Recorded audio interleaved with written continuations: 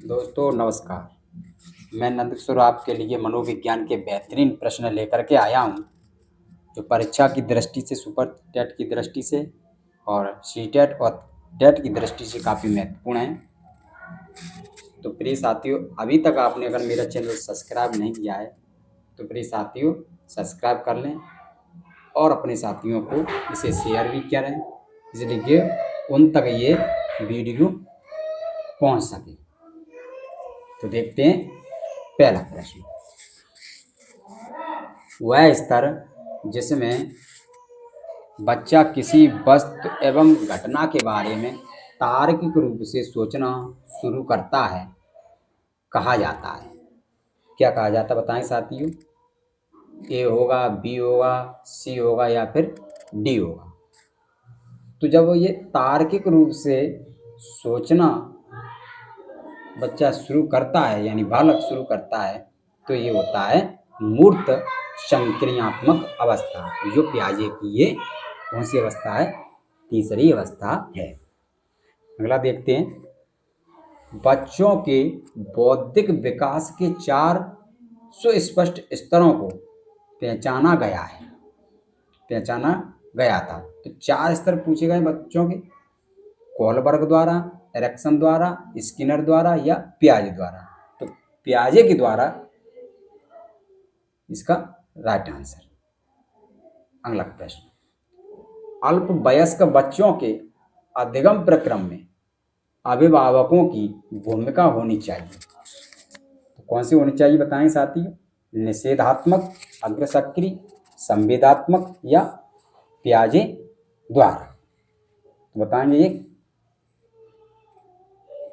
इसका कौन सा आंसर होना चाहिए, और साथ साथ में अपने वो भी लगाते चलें। तो इसका देखिए, जो डी है यानी पियाजे द्वारा बच्चों के अधिगम प्रक्रम के अभिभावकों की भूमिका होनी चाहिए अल्प वयस्क बच्चों के लिए। ठीक है, तो इसका पियाजे तो नहीं हो सकते हैं, और इसमें भूमिका जो होगी वो होती है अग्रसक्रिय। B is the right answer.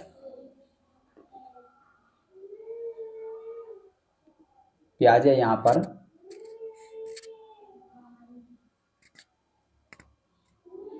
जो मनोविज्ञान के पिता है ना, उसको मनोविज्ञान के सार्थक को लिख दिया गया है। लेकिन इसमें अगला प्रश्न देखते हैं।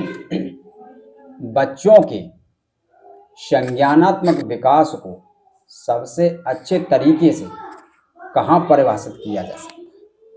तो जो बच्चों का संज्ञानात्मक विकास होता है वो कहाँ किया जा सकता है? खेल के मैदान में, विद्यालय एवं कक्षा में, ऑडिटोरियम में या गृह में। तो बच्चों का संज्ञानात्मक विकास के लिए साथियों आप भी इसके बारे में जरा विचार करिए कि जहाँ तक संज्ञानात्मक विकास है, संज्ञानात्मक विकास कहाँ अच्छा हो सकता है? बताएंगे? ए होगा, बी होगा, सी होगा या फिर डी होगा। तो संज्ञानात्मक विकास विद्यालय एवं कक्षा में अच्छी तरह से किया जा सकता है बच्चे का। अगला प्रश्न। जगह खाली को अनुप्रेरित शिक्षण के एक संकेत के रूप में विवेचित किया जा सकता है। किसके रूप में विवेचित किया जा सकता है? कक्षा में अधिकतम उपस्थिति देकर, कक्षा में पूर्ण नीरसता, विद्यार्थियों द्वारा प्रश्न पूछना और शिक्षक द्वारा दिया गया उपचारात्मक कार्य। तो क्या है? विद्यार्थियों द्वारा प्रश्न का पूछना, क्योंकि विद्यार्थी प्रश्न पूछने से उसकी मोटिवेशन होता है। अगला देखते हैं। निम्न कक्षाओं में शिक्षण की खेल विधि आधारित है। तो किसमें आधारित है? शारीरिक शिक्षा कार्यक्रमों के सिद्धांत पर, शिक्षण विधियों के सिद्धांत पर, विकास एवं वृद्धि के मनोवैज्ञानिक सिद्धांत पर, शिक्षण के सामाजिक स्तरों के सिद्धांतों पर। तो ये सी इज द राइट आंसर, विकास एवं वृद्धि के मनोवैज्ञानिक सिद्धांत पर। डिसलेक्सिया डिसलेक्सिया का संबंध पठन विकार से, गणितीय विकार से, मानसिक विकार से या व्यावहारिक विकार से। तो साथियों इन चीज़ों को आप हर साल एक पेपर में जरूर पूछा जाता है। डिसलेक्सिया, डिस्ग्राफिया, डिसमोर्फिया, तो ये बताएंगे, तो इनको आप जरूर करेंगे। तो ये होता है पठन विकार से, डिसलेक्सिया। अगला प्रश्न, विशेष रूप से जरूरतमंद बच्चों की शिक्षा का प्रबंध होना चाहिए, कहाँ होना चाहिए? दूसरे सामान्य बच्चों के साथ, विशेष विद्यालयों में विशेष बच्चों के लिए विकसित विधियों द्वारा, विशेष विद्यालयों में, या विशेष विद्यालयों में विशेष शिक्षकों द्वारा। तो साथियों जो विशेष रूप से जरूरतमंद बालक होते हैं उन बच्चों का प्रबंध ऐसे बच्चों के साथ होना चाहिए, बताएंगे इसमें ए होगा, बी होगा, सी होगा या फिर डी होगा। तो ये होगा ए, यानी दूसरे सामान्य बच्चों के साथ भी उनको भी बिठाना चाहिए। अगला प्रश्न, अधिगम के प्रक्रम में अभिप्रेरण है, क्या होगा? ए होगा, बी होगा, सी होगा या फिर डी होगा। यानी सीखने वालों की स्मृति को तेज बनाता है ये, ठीक है। पुराने अधिगम से नए अधिगम को विभेदित करता है, एक दिवसीय रूप से सोचने में सीखने वालों को प्रसुप्त करता है, नए सीखने वालों में अधिगम के लिए रुचि का सृजन करता है। तो यही इसका डी राइट आंसर है। अगला प्रश्न, कक्षा 5 के न्यून दृष्टि वाले बालक की क्या होना चाहिए? निम्न स्तर के कार्य करने के लिए माप करना उचित, उसके दैनिक कार्य में उसके माता पिता तथा मित्रों का सहायता करनी चाहिए, कक्षा में सामान्य रूप से बर्ताव करना चाहिए और ऑडियो सीडी के जरिए सहायता प्रदान करनी चाहिए। या फिर डी होगा, यानी कक्षा में विशेष बर्ताव करना चाहिए।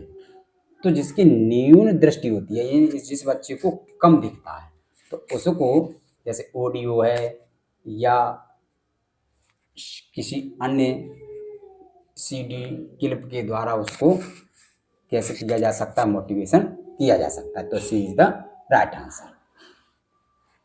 अगला प्रश्न, कक्षा में विद्यार्थियों की रुचि बनाए रखने के लिए शिक्षक को उचित है क्या होना है? यानी कक्षा में रुचि बनाए रखने के लिए श्यामपट्ट का प्रयोग करना चाहिए, चर्चा करना चाहिए, कहानी कहना चाहिए या फिर प्रश्न पूछना चाहिए। तो बताएंगे साथियों, जो रुचि बनाए रखने के लिए एक शिक्षक को क्या करना चाहिए? तो श्यामपट्ट का प्रयोग ये तो हो नहीं सकता है, चर्चा, कहानी कहना, प्रश्न पूछना। तो बताएंगे कहानी कहना ये भी नहीं ठीक होगा। तो अगला फिर इसका सही होगा, बताएंगे साथियों। अब दो में से आप बताइए। तो चर्चा करता रहना चाहिए, किसी टॉपिक पर चर्चा होनी चाहिए। तो B is the right answer.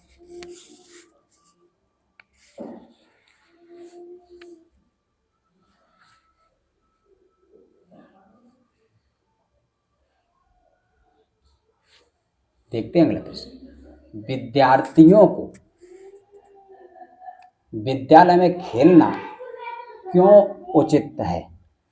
बताएंगे विद्यालय में क्यों खेलना उचित माना जाता है?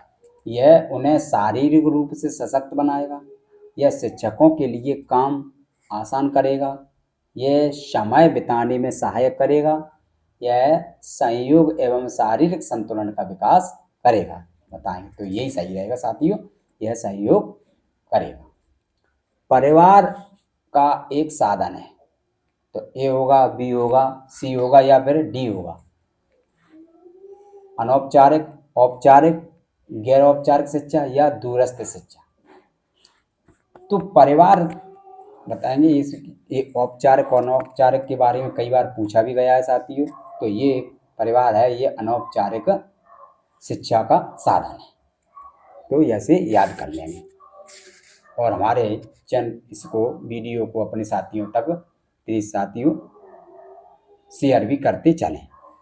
अगला प्रश्न देखते हैं, एक शिक्षक विद्यार्थियों में सामाजिक मूल्यों को विकसित कर सकता है, किसके द्वारा कर सकता है बताएंगे? ए होगा, बी होगा, सी होगा या फिर डी होगा?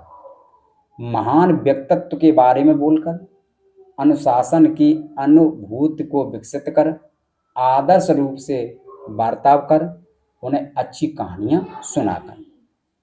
तो इसका होगा आदर्श रूप से बर्ताव करके, यानी सी इज द राइट आंसर। देखते हैं अगला प्रश्न, एक शिक्षक के लिए सबसे महत्वपूर्ण क्या है बताएंगे? ए होगा, बी होगा, सी होगा या फिर डी होगा?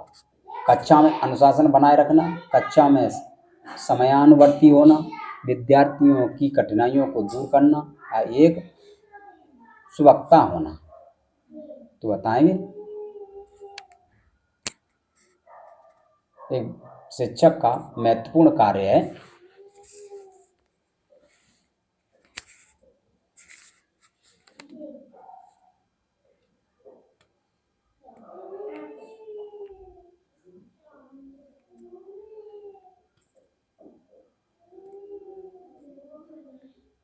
तो ये है विद्यार्थियों की कठिनाइयों को दूर करना। इसी के साथ आप लोग हमारे चैनल को शेयर करें, सब्सक्राइब करें, कमेंट भी करें। जय हिंद साथियों।